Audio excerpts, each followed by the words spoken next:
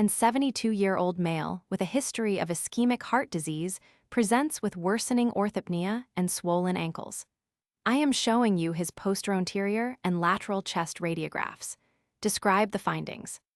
The posteroanterior chest radiograph demonstrates a well-circumscribed, round retrocardiac opacity in the right mid to lower lung zone. The opacity has an incomplete border, with a sharp margin inferomedially but an indistinct border superolaterally. There is also mild cardiomegaly and prominent bronchovascular markings. On the lateral chest radiograph, the opacity has a classic biconvex elliptical configuration with tapered, beaked margins, coursing obliquely along the anatomical path of the right major fissure.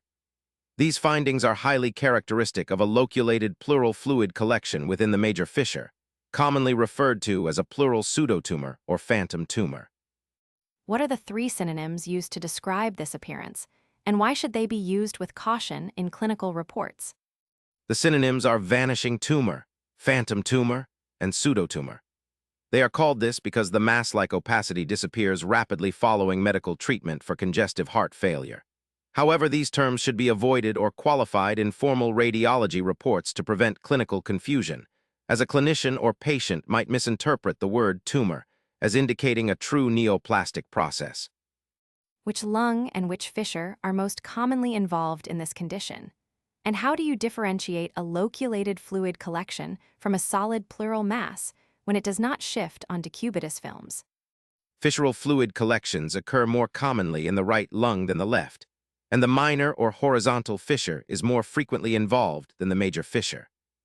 To differentiate it from a solid pleural mass when it is loculated and does not shift on lateral decubitus views, we can compare it with prior films to assess for rapid changes, perform chest computed tomography to confirm fluid attenuation without internal enhancement, or repeat the radiograph after a trial of diuretic therapy to demonstrate resolution.